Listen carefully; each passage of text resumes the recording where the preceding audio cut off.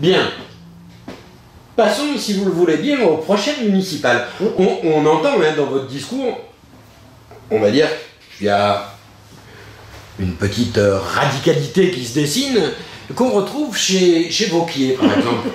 Alors je sais ce que vous allez me dire, oui, mais en fait c'est lui qui essaye de nous vampiriser, comme l'a fait Nicolas Sarkozy en son temps.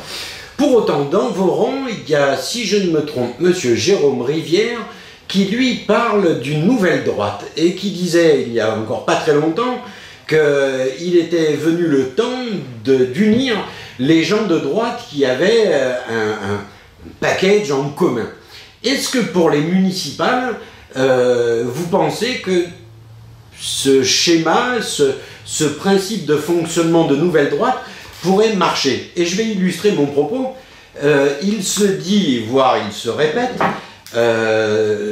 dans une ville comme Bandol par exemple, qu'un ancien député LR s'associerait avec une représentante du Rassemblement national. Est-ce qu'au niveau départemental, vous seriez favorable à cette union d'une nouvelle droite qui fasse tomber un peu ce que vous disiez tout à l'heure, qui aille vers ce terme de rassemblement? Alors, plusieurs points. Vous parlez de M. Wauquiez, je me permets de préciser pour les personnes qui vont écouter l'enregistrement, c'est vrai que M. Wauquiez s'adjoint un peu à la Sarkozy, il est monté encore régulièrement au créneau contre les migrants.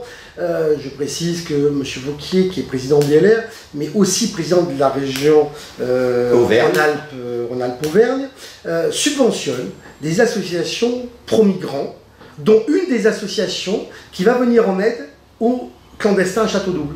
Donc, c'est bien d'avoir un discours, mais comme Nicolas Sarkozy, dans les actes, c'est totalement l'inverse. Pour revenir plus en profondeur sur ce que vous disiez, notamment sur en gros des listes de droite, ou de rassemblement de droite. Non, Jérôme Rivière va plus loin que ça. Il dit maintenant il faut dépasser les clivages entre anciennement le Front National et les Républicains. Nous avons un socle commun, il est temps de faire l'union des nouvelles droites. Oui, mais alors, le problème c'est que, qu'est-ce qu'on entend par nouvelle droite, rassemblement de la nouvelle droite, etc.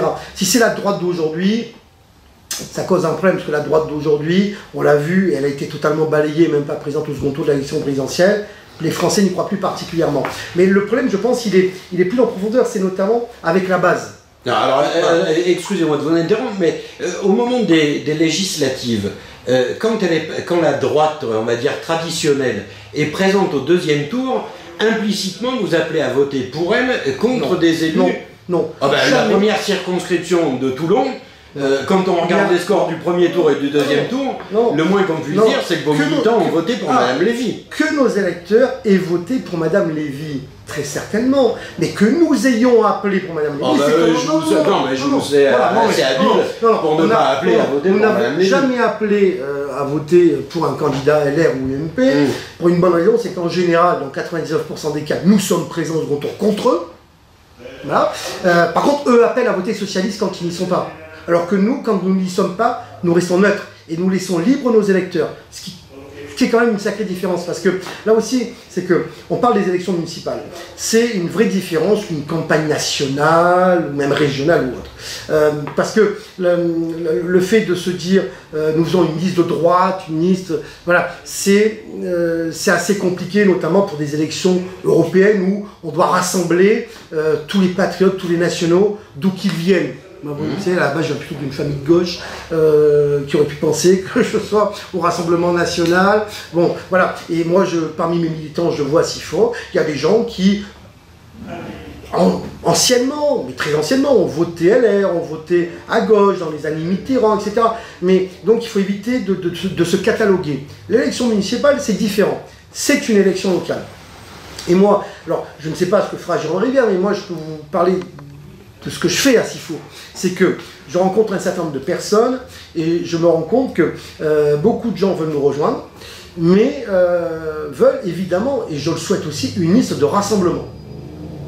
Et pas que des gens du Rassemblement National, mais qu'il y ait des gens, pourquoi pas, du CNIP, de Debout la France, des divers droites.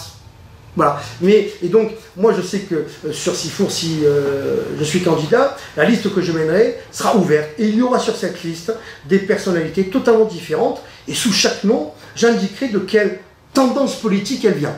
Divers droite sans étiquette, Rassemblement National, Dupont-Aignan ou CNIP ou d'autres, pourquoi pas. Vous les patriotes de M. Philippot aussi? Je ne connais pas de patriotes à Sifour. En général, les gens sont assez loyaux et comme ça fait quand même plus près de 20 ans que je suis impliqué sur la commune de Sifour, les gens sont restés à nos côtés. Non, plus sérieusement, ça veut dire qu'au niveau des municipales, vous laissez la porte ouverte, par exemple à Bandol, pour que un ancien député, les Républicains, puisse s'associer avec un représentant du Front National pour gagner la mairie. Bien sûr, c'est une élection locale, c'est totalement différent, c'est pas une élection nationale. Donc moi, s'il y a des accords sur des projets, parce que là aussi c'est important, c'est qu'est-ce que feront nos candidats? Est-ce que ça va être des discussions alimentaires pour le poste, ou est-ce que vraiment on va s'asseoir autour d'une table, et c'est ce que je fais à Sifour, avec un projet, et tous ceux, d'où qu'ils viennent, qui sont d'accord avec ce projet, eh bien s'associent.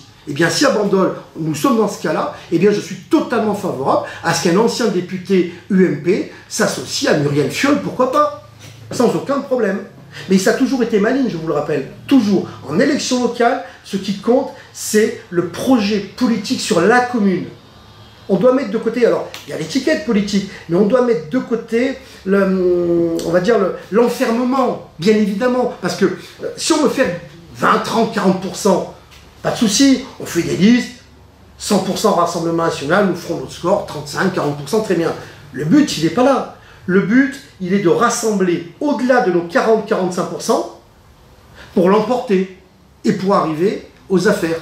Et pouvoir démontrer à nos compatriotes que nous sommes compétents, comme à Fréjus, comme au Luc et comme dans d'autres villes en France. C'est ça l'objectif. C'est pas que de faire un bon score. Et nous arriverons à rassembler que si nous montrons à nos compatriotes que nous pouvons mettre de côté à un moment donné nos différences de politique nationale sur certains points, évidemment. Demain, je n'irai pas m'associer avec on va dire un représentant, M. Mélenchon, parce qu'il y a vraiment une barrière qui est un gouffre. Et par contre, localement, on peut rencontrer des fois des gens qui sont impliqués à l'UMP, ou LR, pardon, mais aussi dans la vie civile. Et c'est ce qui va vous permettre de pallier ce manque de compétences, parce que vous citez deux noms de villes, le Luc et Cogolin. Le Luc, je crois qu'on en est au 3e ou 4e maire. Et ça marche très bien.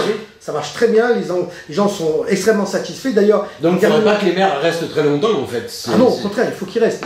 Mais au Luc, on est au 3e, c'est ça? Oui, mais pour de multiples raisons. Le premier maire, je vous rappelle, pour des raisons de santé. Madame Zirilli, la deuxième, apparemment, officiellement, rappelez-vous, pour des raisons de santé, mais apparemment c'est plus profond qu'un problème de santé.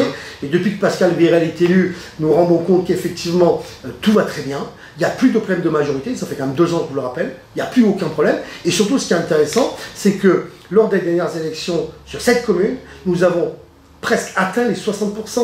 C'est-à-dire que la population, si la population n'avait pas été contente de la gestion de Pascal Virel, il nous aurait fait ressentir dans les urnes.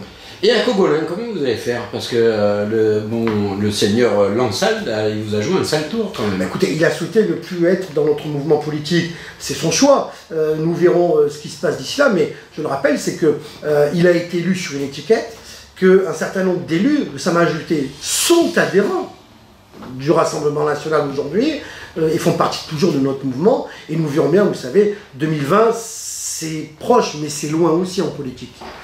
Bon, si les élections ont lieu en 2020, en mars 2020, il vous reste à peu près 12 mois avant de rentrer en campagne. L'année prochaine, à cette époque-là, vous serez en plein dedans.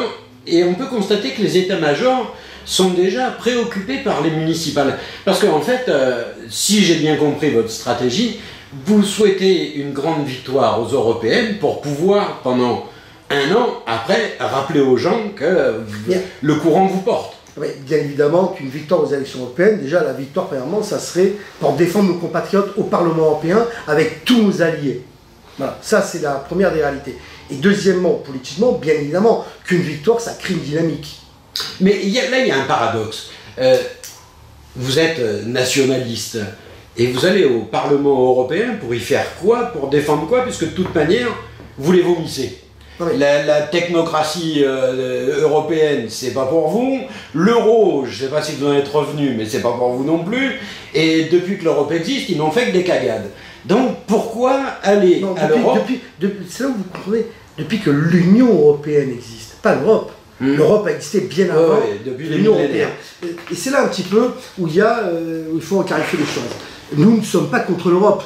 Être contre l'Europe, ça serait délirant. L'Europe existe, premièrement. Nous nous opposons à l'Union européenne telle qu'elle est aujourd'hui. Si par contre demain nous revenons... Mais qu'est-ce que vous lui reprochez à l'Union européenne telle qu'elle existe aujourd'hui? Eh bien, c'est très simple, c'est que les États ne sont plus souverains. Ça n'est pas l'Union européenne que nous avons aujourd'hui, ça n'est pas du tout l'Union européenne qui était prévue initialement, notamment par le général de Gaulle, qui prévoyait plutôt une Europe des nations, ce que nous défendons. C'est-à-dire que l'Union européenne peut travailler et faire travailler certains pays entre eux, certains grands groupes, etc., peut, on va dire, conseiller les États, mais pas imposer aux États. Le problème aujourd'hui, c'est que cette Union européenne impose tout au peuple, même des fois de grosses économies dans leur budget, on l'a vu avec la Grèce, avec l'Espagne, avec l'Italie, etc., impose des migrants dans les pays, même si le gouvernement n'en veut pas, impose des directives européennes aux parlementaires, et notamment aux parlementaires français. Stop. Alors, oui à une coopération des nations,